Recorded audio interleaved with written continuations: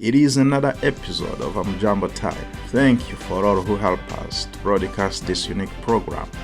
I want to welcome our listeners in Maine and around the world. Here are our headline stories. The war between Israel and Hamas. One man I would like to comment. Sahabo runs a realty business, calls on fellow young immigrants to venture into the field. This year, ILAP celebrates 30 years of existence. This program is sponsored by Maine Humanities Council, a statewide nonprofit that uses books, poetry, and big ideas to bring people together to discuss issues of importance. Maine Humanities Council offers facilitated discussion projects, speaker events, grant funding, and more. Maine Humanities Council would love to work with you to bring programming into your organization and your community. Please visit mainehumanities.org to learn more. The war between Israel and Hamas. One man I would like to comment. We are the Middle East is an important matter, and the leaders of the Muslim leaders are gathering, and we are working towards how to initiate or put pressure on the federal government, our Congress, about ceasefire. We are reaching out to the Jewish community and see how we can co-work together on initiatives, because ultimately we are here living with the Jewish and Christians and Muslims. Never doesn't matter what happens in the Middle East, that our neighbors over here should not be affected.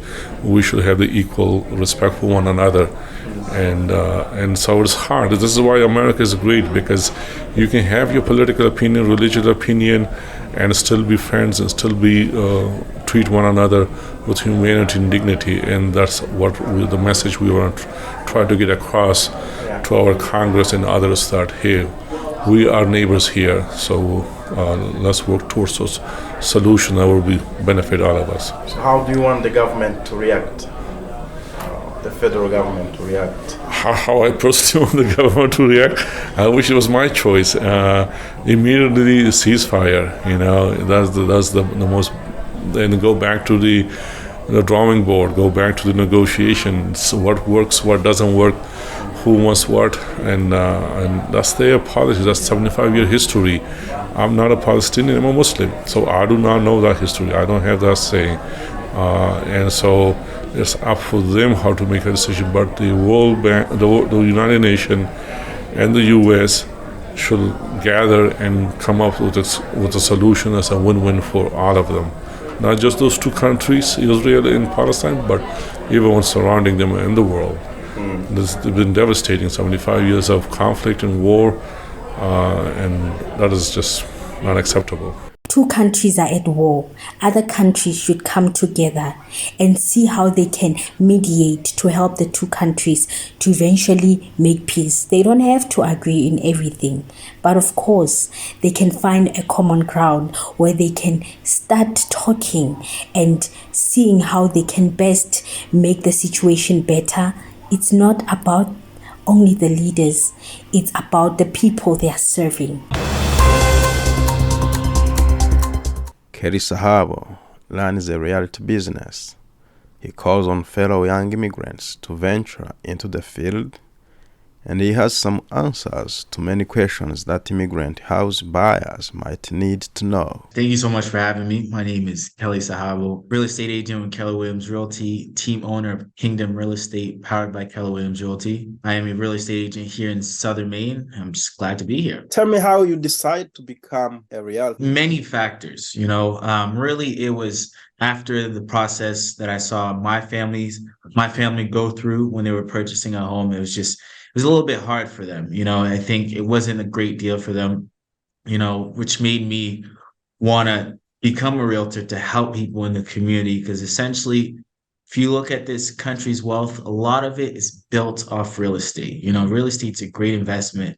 So I wanted to get into that community, this job, so then I can educate the community, but most importantly, help us build wealth, because I work a lot with new immigrants, and just people who've been here for a while.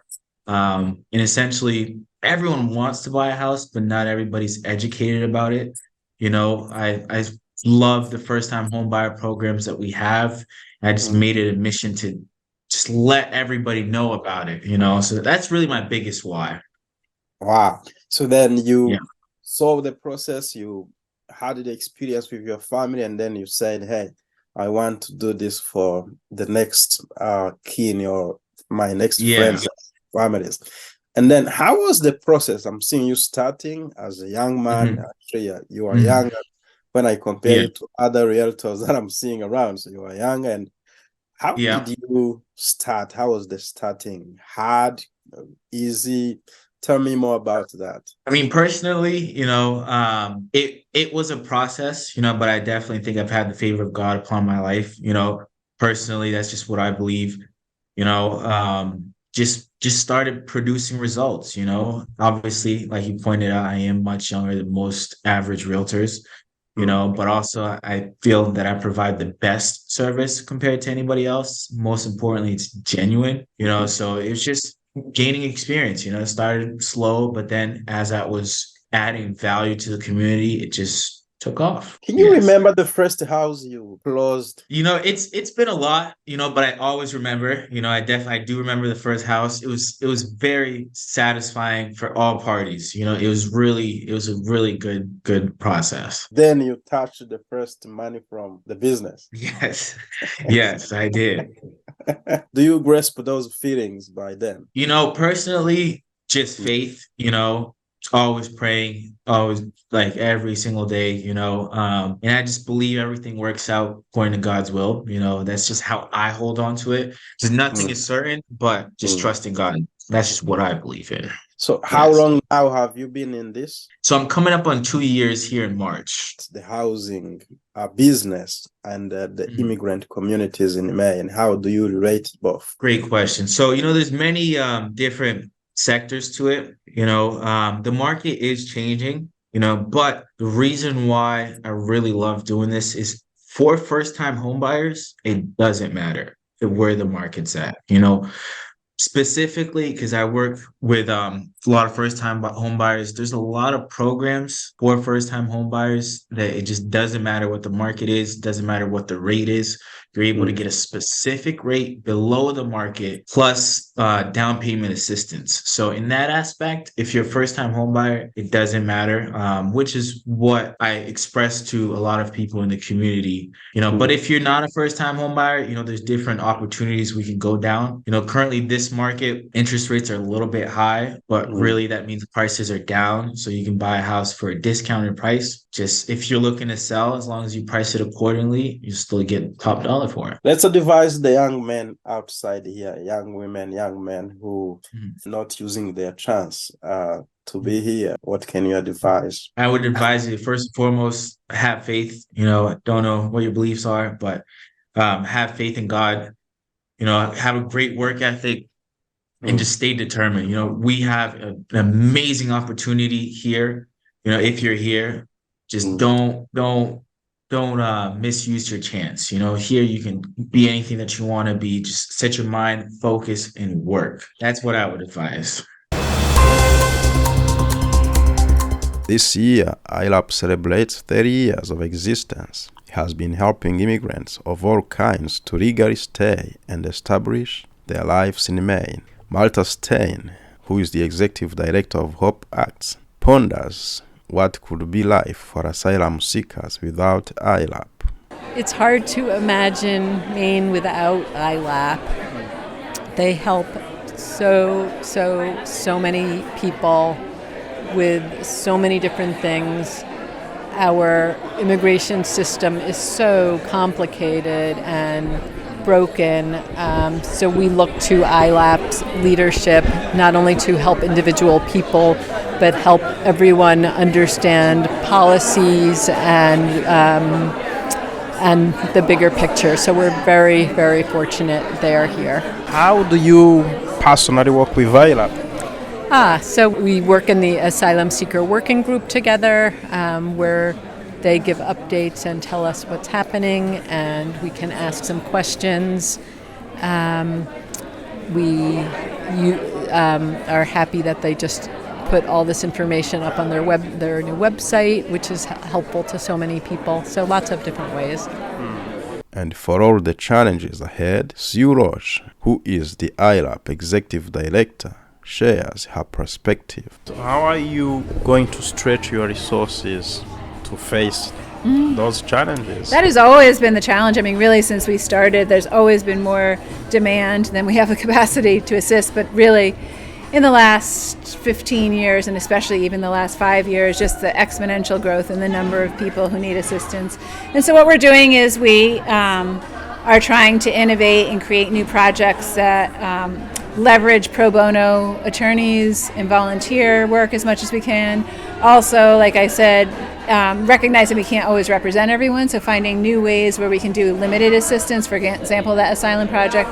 We also have a rural Maine project where we now have staff dedicated to assisting people throughout the state, and those staff travel throughout the state, connecting with community partners who work with immigrant communities, and helping connect them to information about immigration law and information about our services. So even when we aren't able to represent people, we're able to get information out to them. We also have a really expanded website now with with videos and self-help materials for people who can't access our services.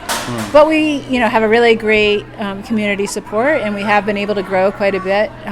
We've grown just in the last 8 years. We've gone from 11 staff to 30, so we've grown quite a bit. Yeah. Also trying to assess in terms of beneficiaries. How many, those 30 years, do you have How many people? Any number in mind? I don't. There's certainly been tens of thousands of people that we've assisted, whether through representing them in their cases or doing limited representation. So I don't have the exact number, but I know there have been tens of thousands of people. And then when you add their family members, it really kind of is. Election season is past and Portland has chosen a new mayor, Mark Dion. The season was remarkable, including the competitive candidacy of immigrant Payus Ali and a debate held at Lyman Moore School where candidates faced smart questions from youth. If you could set the minimum wage right now, what would it be? It was moving to see the participation of young ones in politics. I spoke to many people after the debate, as well as the organizer. Take a listen, Mark Dion. I was so impressed with the kids because their questions were clear and to the point. And many adults in previous debates should have taken a lesson from that. So how do you see this voice in future politics? I think it's an important voice. In a few years, they'll be voting, and talking to the teachers. The fact that they researched us, researched our positions, that's what we want in a voter. The moment is now to equip them. That's right. I really enjoyed it. Thank you. I learned a lot about what the candidates think about schools and what they want to do with schools when they become mayor, if they become mayor. I learned a lot about what they think we should do about the homeless situation. I think it was interesting to meet all the different candidates and have them all here at school. I think that was really cool. You like it? Yeah. I thought it was really interesting to learn about their plans for homelessness and what they plan to do about that kind of thing. What is making you think about elections? Elections? What is the issue that you feel like? Well, I feel like the biggest thing I noticed as just a kid in Portland is just how many tents there are in parking lots and open places beside highways and stuff like that. So what is the issue you want the candidates to address in Portland? I think the biggest issue I care about must be homelessness, because I feel that it's unfair for people to be homeless just because the pricing might be too high for them, especially what some of the candidates said. They might not be able to work full time, and I think some people, they're homeless and they can't get into shelters because of drug problems in the past, and I think that's unfair, and I think there should be a shelter for people like them. And do you know the candidate who will do that better? I think they all definitely have something different to do about it. I really don't know who might be the best, since if you could vote. I'd probably vote for Zara or Pugh. Thank you. Oh, I'm David Hilton. I'm a social studies teacher at Lyman Moore. I want to learn from you what you learned from this beautiful event. Oh, thanks for the kind words. I am a Portland resident and voter, and I have been listening to the candidates because I haven't decided who I'm going to vote for first and how I'm going to rank the candidates. So you get to see them in a way that's fun and personal, and also hear about their politics. Kids were engaged. How did you prepare them? Kids have been having a good time learning about the candidates, so they already know who is running for mayor, and you can see that when the candidates arrive and they get to talk to them, it's a little bit like talking to someone super famous. Yeah. So it's almost like we're meeting LeBron. It's amazing because they might be even informed more than parents. Yeah, I think and what I hope is going to happen is that they listen really carefully, they've done some research, and they'll go home and their families will say, what did you learn? Who do you like? And I do think some families are going to vote based on what their kids tell them. And how do you see these voices of theirs going forward in the future of politics, of cities or towns? Yeah, I think, it's a tough time in the world, and teachers teach for the long term, and I am certainly thinking about encouraging kids to be engaged in our community. We have some difficult problems, and I like the approach of think globally, act locally. So instead of teaching the kids about national politics, which are acrimonious, I like to teach about local politics, where we can meet people who live in our community and talk about issues that we can see around us.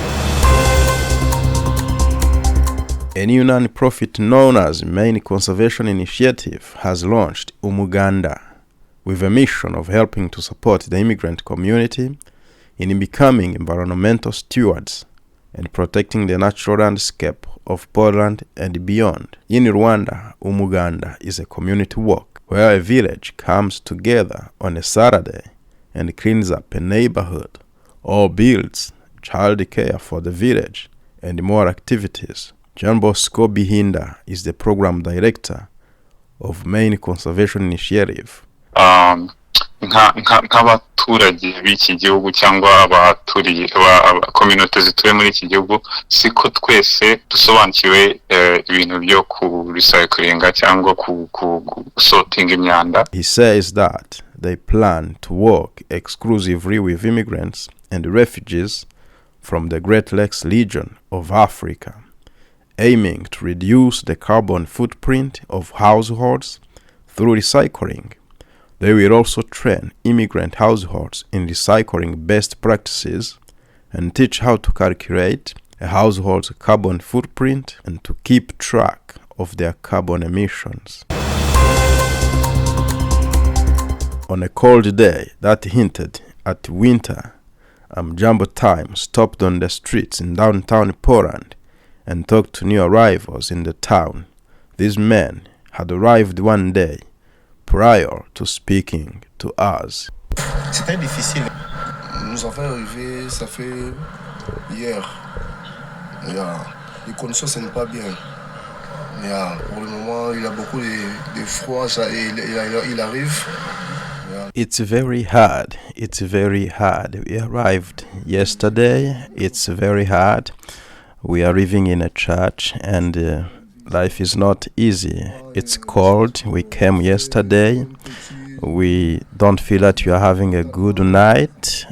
Mentally, we feel bad. The town is good.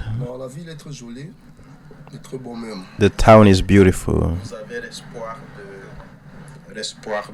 De la maison, bien vous ne savez même pas comment ça va se passer. Bon, pour le moment, je suis avec l'espoir parce que For now, I have the hope to find a house. I believe in God. I think there is a day things will be normal and will be good for me.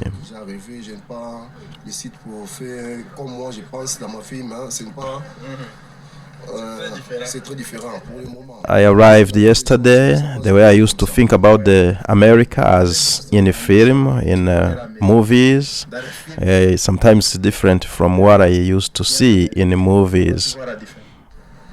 Bon, c'est trop joli, très joie parce que dans ma France, Yes, it's a good town. I have seen movies, American movies, when I was young. And now I'm in America now, but without house.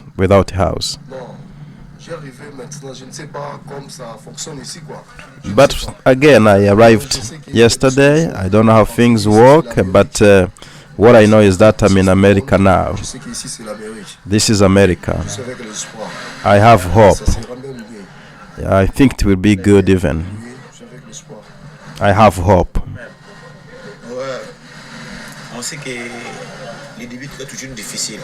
You know, the beginning is always hard, but things will improve. We live in a church as a team. We don't have that much freedom.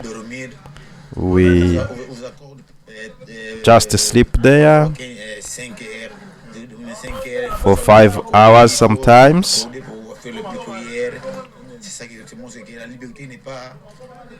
We don't have that much freedom to do what we want. We think we're gonna have houses and do as normal citizens.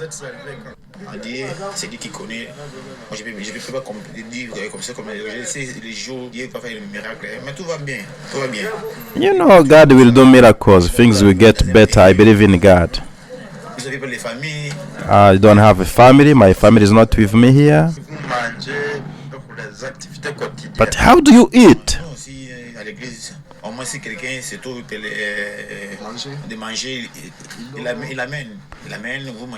You know, where we live at the church, when someone has food, they bring, we share as brothers, and we share food there.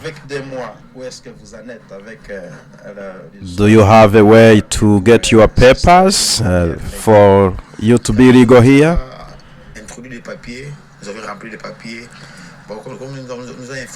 We have started filling some papers, and we were told that after some days we will get our work permit.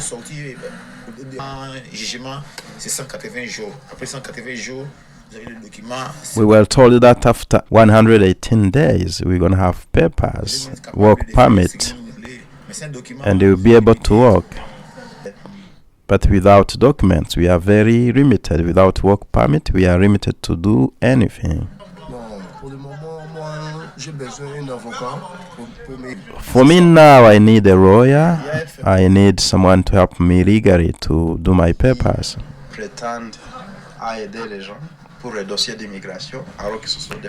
Have you heard about people who help, who pretend to help, but who are not legally allowed to help?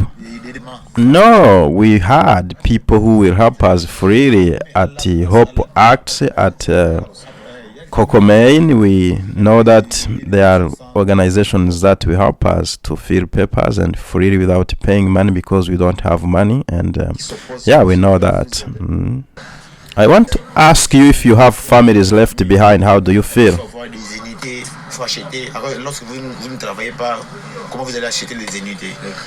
You know, it's hard. You left a family behind. You don't have money to buy even telephone cards to call. It's hard. It's hard. We think about them.